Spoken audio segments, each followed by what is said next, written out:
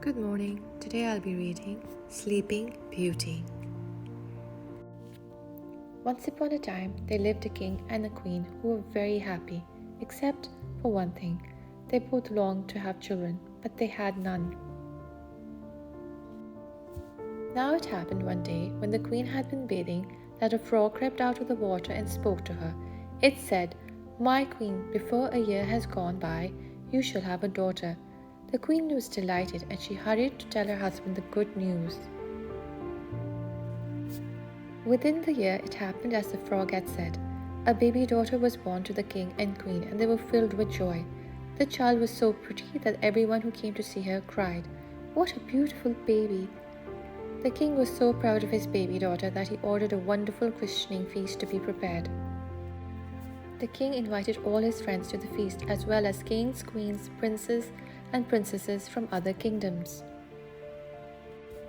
Some good fairies lived in the land and the king wanted them to be godmothers to his daughter.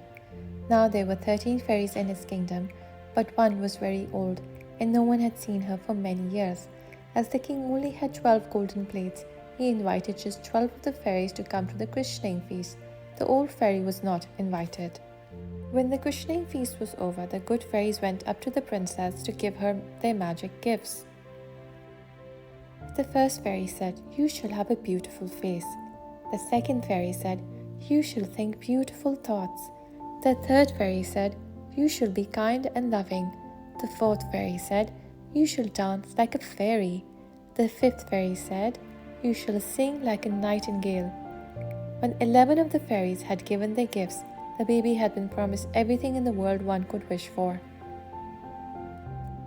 At that moment, the 13th fairy arrived.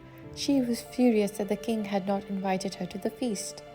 Pointing to the baby, she cried in a loud voice, "When the king's daughter is 15 years old, she shall prick herself with the spindle and fall down dead." Without another word, she rushed out of the palace. All the people at the christening feast were silent with horror when they heard the words of the wicked fairy. The queen began to cry and the king did not know how to comfort her.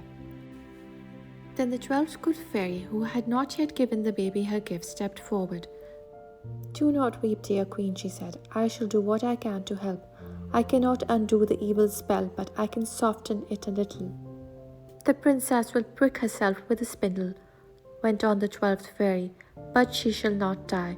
She will fall into a deep sleep that will last for 100 years. The king thanked the fairy for her kindness, yet he did not want to think of his child sleeping for 100 years. So he gave orders that every spindle in the whole kingdom should be burned. His messengers were sent to every town and village to see that this was done. As time went by, the baby princess grew into a lovely girl. All the gifts that the good fairies had promised were hers. She had a beautiful face and she thought beautiful thoughts. She danced like a fairy and she sang like a nightingale.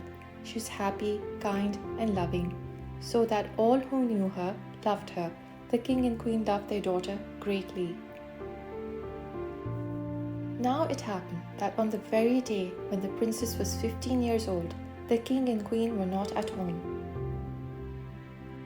To amuse herself, the girl wandered all over the palace. She opened the doors of dozens of rooms that she had never seen before.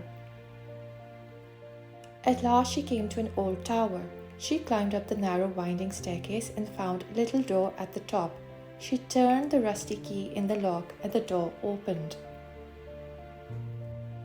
There in a little room sat an old woman at a spinning wheel, busily spinning flax. Good day, said the princess. "What are you doing?" "I am spinning, my child," replied the old woman. "Oh, how wonderful," cried the princess. "Please let me try." No sooner had the princess touched the spindle than the fairy's wicked words came true. She pricked her finger. As soon as she felt the prick of the spindle, the princess fell upon the bed in a deep sleep. The old woman fell asleep in her chair, and every other living creature within the palace also fell asleep. At that very moment, the king and queen returned home from their daughter's birthday. They fell asleep in the great hall of the palace. The lords and ladies who were with them fell asleep nearby. In the stables, the horses fell asleep. In the courtyard, the dogs stopped barking and fell asleep. On the roof, the pigeons stopped cooing and fell asleep. On the palace wall, the flies stopped crawling and fell asleep. In the kitchen, the fire died out and the meat stopped cooking. The cook fell asleep, and so did the scullery boy. The whole palace became silent. Not a living creature moved. The wind dropped, and on the trees in the palace garden, not a leaf stirred. A hedge of thorns sprang up around the palace and its gardens. Every year the hedge grew higher and higher and thicker and thicker. At last it grew so tall and almost hid the palace. Only the topmost towers could be seen above it. The story of the beautiful princess who lay asleep spread throughout the kingdom and far beyond. She became known as Sleeping Beauty. From time to time, many princes journeyed to the palace hoping to awaken Sleeping Beauty. But the thorn hedge grew so thickly that none of the princes could force his way through it. After many years, a very handsome prince visited the kingdom. An old man told this prince the tale of Sleeping Beauty. When the prince heard the old man's tale, he said, "I must see this beautiful princess and try to awaken her." Now it happened that the very day on which the prince arrived was exactly 100 years after Sleeping Beauty had fallen asleep. The evil spell of the wicked fairy had come to its end. As the prince began to push against the hedge of thorns, every thorn turned into a lovely rose. The hedge opened of its own accord to let him pass through, and as he passed, the hedge of roses gently closed again behind him. The prince was spellbound as he made his way through the flowering hedge. At last he came to the courtyard of the palace, where the dogs lay sleeping. The prince wandered into the stables, and there he found the horses all standing asleep. Not a sound was to be heard in the whole of the palace. Next the prince went into the palace kitchen. The cook and the kitchen maid stood asleep. The fire was out and the meat was half cooked. The prince walked further into the silent palace. There the king and queen sat asleep on their thrones. All was so quiet that the prince felt he should walk on tiptoes. The prince wandered along the corridors. He looked in all the rooms he could find, but nowhere did he see Sleeping Beauty. At length the prince came to the foot of the highest tower. He began to climb the narrow winding staircase. When he reached the door at the top, he pushed it gently open and stepped into a small room. There, on the bed sleeping, lay the most beautiful maiden he had ever seen. For a long time he looked at her in wonder. Then he bent over and gave her a kiss. At that moment, Sleeping Beauty opened her eyes and gave the prince a wonderful smile. Then she sat up, quite wide awake. The prince gave her his hand, and she stood up. Together they went down the narrow winding staircase, along the corridors, down the main staircase, and into the great hall.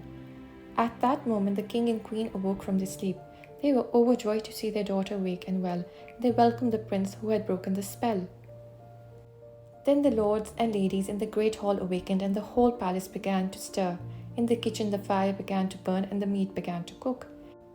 In the courtyard, the dogs awakened and began to bark. In the stables, the horses were stirring, and the pigeons on the roof awakened and flew away.